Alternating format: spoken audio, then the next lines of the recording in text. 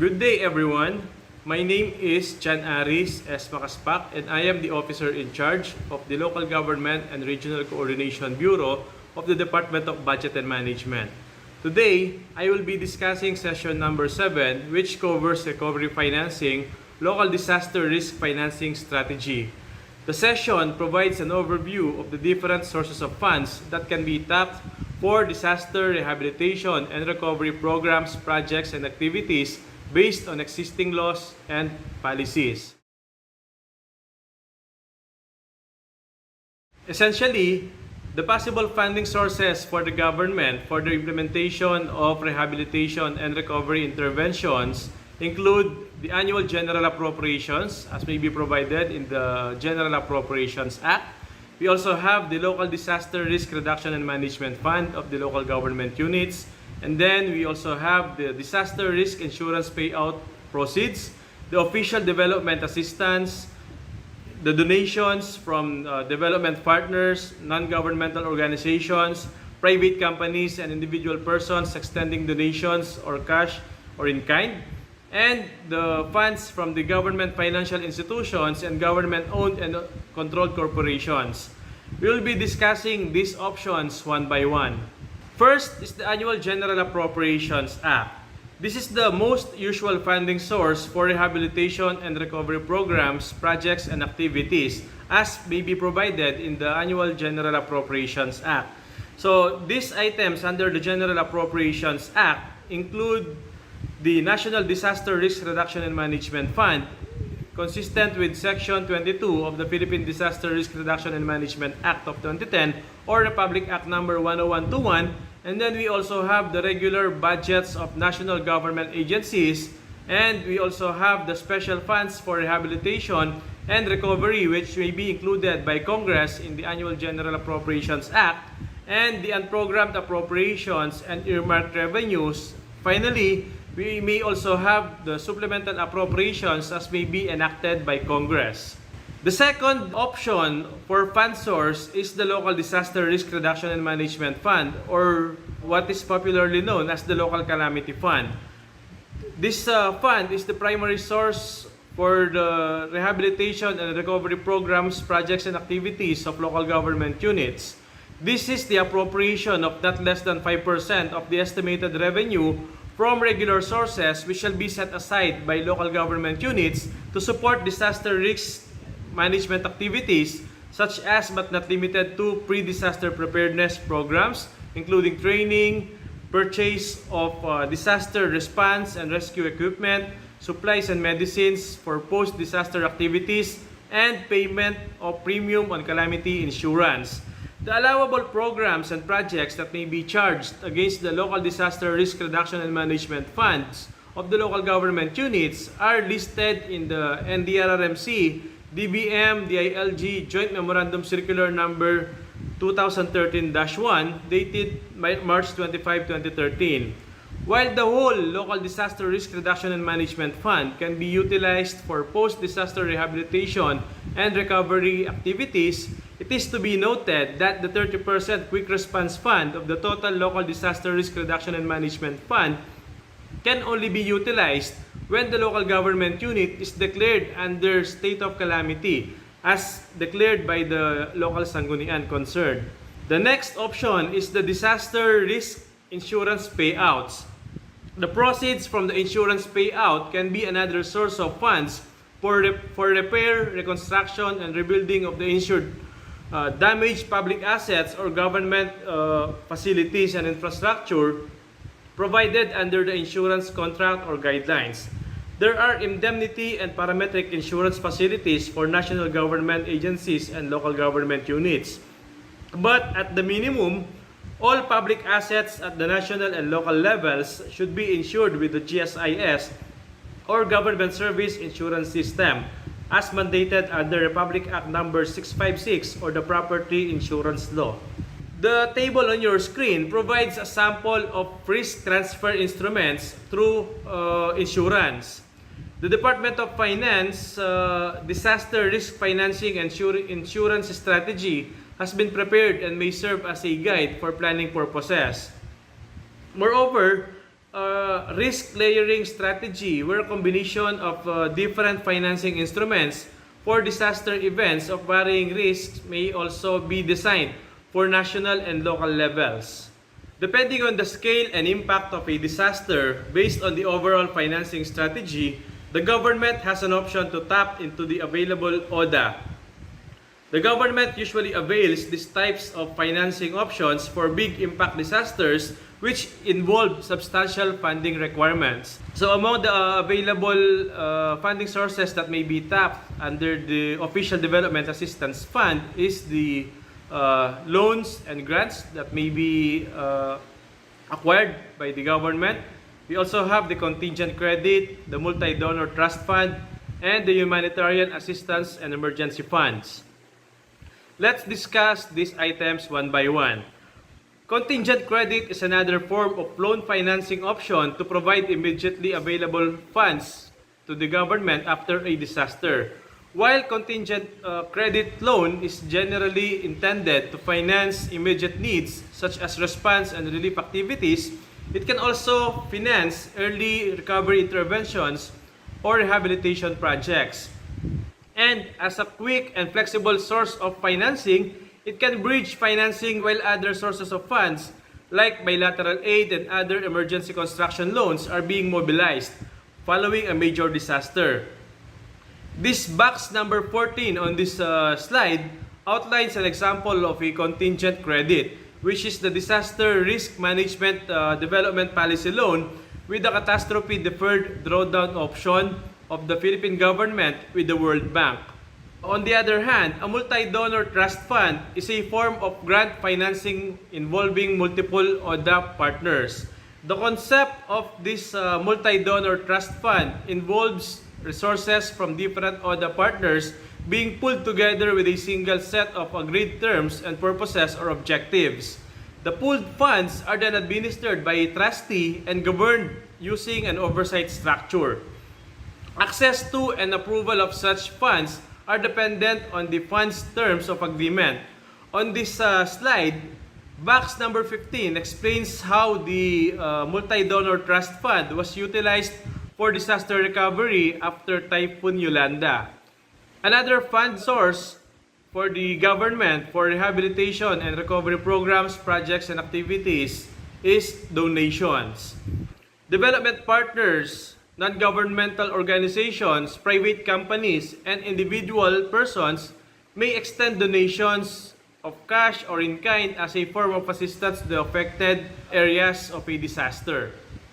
The sixth option is the funds from government financial institutions and government-owned and/or controlled corporations.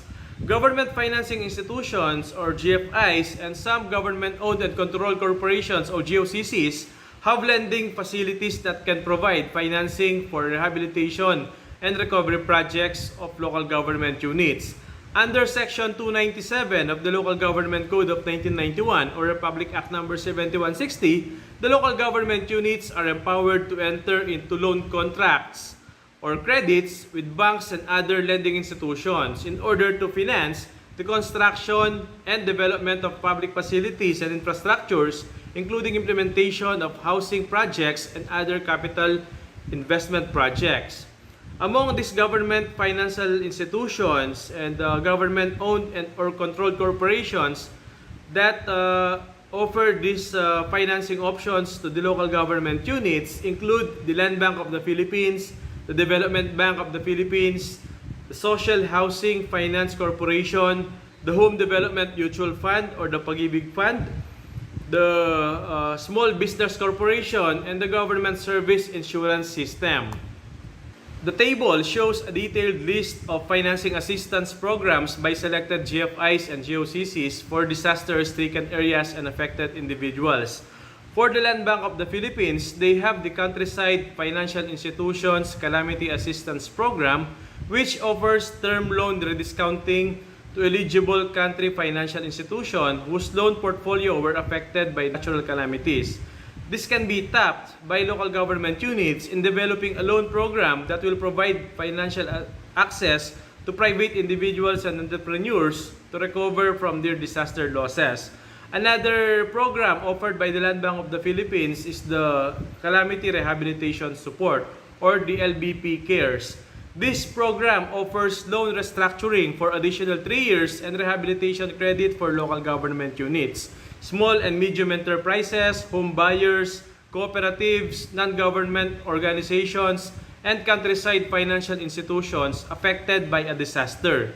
This can also be tapped by local government units and implementing agencies in developing a credit program for affected micro, small, and medium enterprises, cooperatives, farmers, and fisher folks to be used as a start-up or working capital, and for individuals or community organizations to be used for rebuilding their damaged houses and community facilities.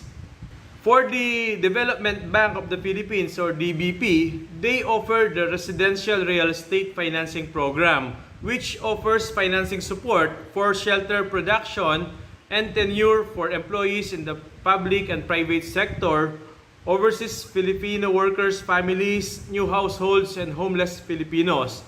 The loan can be used for land acquisition, site development, shelter construction, housing microfinance, and project preparation financing. This can be tapped also by the local government units and implementing agencies in developing post-disaster housing financial assistance packages for the affected population that will supplement the regular National Housing Authority, or LGU, transitory and permanent housing programs. Another option for the program of the Development Bank of the Philippines, or DBP, is the Water for Every Resident program. The program finances water supply programs of private companies, water districts, local government units, PFIs, and MFIs for their capital investment, working capital requirement, refinancing of existing loan, consultancy services, and other project preparation activities. This can be tapped by local government units and implementing agencies in developing a loan program that will provide financial access to private companies, including government-owned and or controlled corporations, to recover from their disaster losses, including rehabilitation, reconstruction of damaged facilities and equipment, working capital, and additional investments needed. Another program being offered by the Development Bank of the Philippines is the Disaster Risk Reduction under the Green Financing Program. The DBP's Green Financing Program provides financing and technical assistance to local government units, private corporations or enterprises, GOCCs, government agencies, cooperatives, associations, PFIs, MFIs, in the adoptions of disaster risk reduction measures. The program can be tapped to finance capital investments, including initial working capital, consulting services, and refinancing of existing operational projects. The local government units can also apply for a loan under this facility in order to finance the reconstruction, rehabilitation of damaged public infrastructures, particularly those that contribute to disaster resilience building. Finally, another program offered by the Development Bank of the Philippines is the Sustainable Healthcare Investment Program. This program offers credit program for healthcare investment projects that promote availability, accessibility, and affordability of healthcare services to people belonging to the lower income group. The local government units can apply for a loan under this facility to finance the reconstruction, rehabilitation, and upgrading of damaged public health hospitals and other related facilities such as the rural health units, the barangay health clinics, including the preparation of feasibility studies for new health facility to be constructed. In the case of the Home Development Mutual Fund, or the Pag-ibig Fund, they offer Calamity Loan Fund. The program is offered for qualified Pag-ibig members in areas declared under state of calamity to avail loans equivalent to 80% of their total accumulated value. This can also be tapped by the local government units and implementing agencies in developing housing financial packages for the affected population that will supplement the regular housing programs of the National Housing Authority or the local government units. For the Social Housing Finance Corporation, These are the programs under that corporation. The first one is the Localized Community Mortgage Program. The program provides financial assistance to local government units in the acquisition of land occupied by informal settlers and land where informal settlers will be relocated for their socialized housing projects. The program can serve as support for local government units' post-disaster housing program, which requires that acquisition. Another program of the Social Housing Finance Corporation is the Abot Kaya Pabahay Fund Development Loan Program. The program can serve as support for local government units and national government for disaster housing programs, specifically for land development and housing construction. For the Small Business Corporation, they have the P3. This can be tapped by local government units and implementing agencies in developing livelihood-related financial assistance packages for the affected enterprises, particularly the micro, small, and medium enterprises. For the GSIS, they have an emergency loan program, which is offered to qualified members of the GSIS in areas affected by disasters and declared under the state of calamity. The loan program will serve as an accessible financial assistance for government employees to recover from their losses due to disaster. In a nutshell, these are the fund source options to finance disaster rehabilitation and recovery. Number one, we have the Local Disaster Risk Reduction and Management Fund of local government units. So this is the mandatory item of operation that should be complied with by the local government units in pursuance of Section 21 of the Philippine Disaster Risk Reduction and Management Act of 2010 or Republic Act number 10121. So under that provision of the law, the local government units are mandated to allocate at least 5% from regular sources to be set aside as LDRRMF to support various disaster risk management activities. So the approving authority for this fund source is the local government units, specifically the local sanggunian. The allowable projects are provided under the COA Circular 2012-2 and the DBM and DRRMC and DILG Joint Memorandum Circular number 2013-1 dated March 25, 2013. So the allocation for this fund is 30% should be allocated for QRF or Quick Response Fund, and the remaining 70% may be used for disaster prevention, mitigation, response, and reconstruction programs, projects, and activities. The second fund source option is the National Disaster Risk Reduction and Management Fund. Again, this is also provided under the Philippine Disaster Risk Reduction and Management Act of 2010 or RA number 10121. The local government units may also access the National Disaster Risk Reduction and Management Fund subject to the President's approval in accordance with the favorable recommendation of the National Disaster Risk Reduction and Management Council. So we also have the Quick Response Fund of selected implementing agencies as may be provided in the Annual General Appropriations Act. So the other local government units may donate some funds to the other local government units, and this is also consistent with the operative undertakings that may be undertaken by the local government units, consistent with Section 33 of the Local Government Code of 1991. And then the fifth fund source option is the Local Government Support Fund.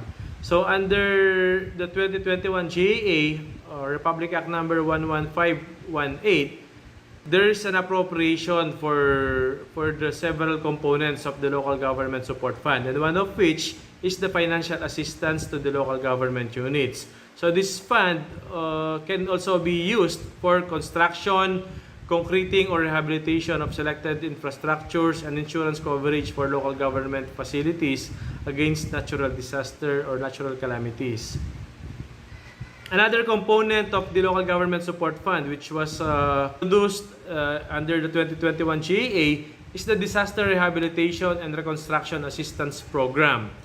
So, under the General Appropriations Act for 2021, there is an appropriation for aid in the recovery and reconstruction of the economy and livelihood in the LGUs that are directly affected by the Taal volcano eruption which happened in 2020 and the onslaught of typhoons Kinta, Rolly, and Ulysses which hit the country at the tail end of year 2020. So this fund can be used for shelter and resettlements, public infrastructure projects such as roads, bridges, and flood control and public buildings and multi-purpose buildings, evacuation and quarantine facilities, education and health services, agriculture such as crops, livestock, and fisheries, and also social protection. Then for the seventh option, we have the Seal of Good Local Governance Incentive Fund, which is provided consistent with the Republic Act number 11292.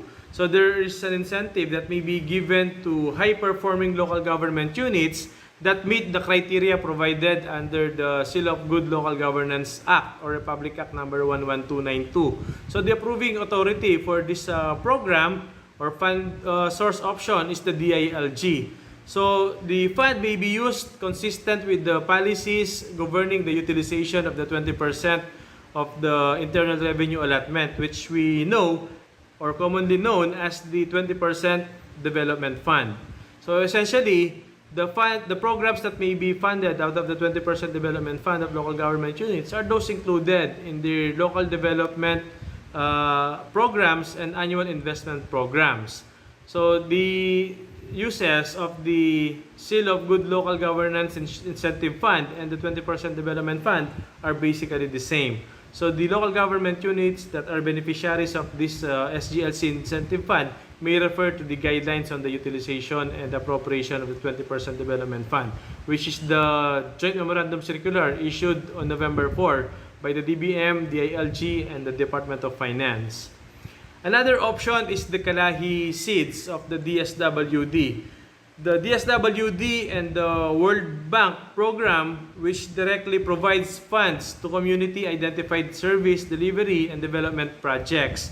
So this fund may be used for basic services, sub-projects, basic access, infrastructure, community common service facilities, environmental protection, and conservation. And the approving authority for this is the Department of Social Welfare and Development, or DSWD. We also have the People's Survival Fund, or PSF. So this is in accordance with Republic Act number 1074, or the People's Survival Fund Law.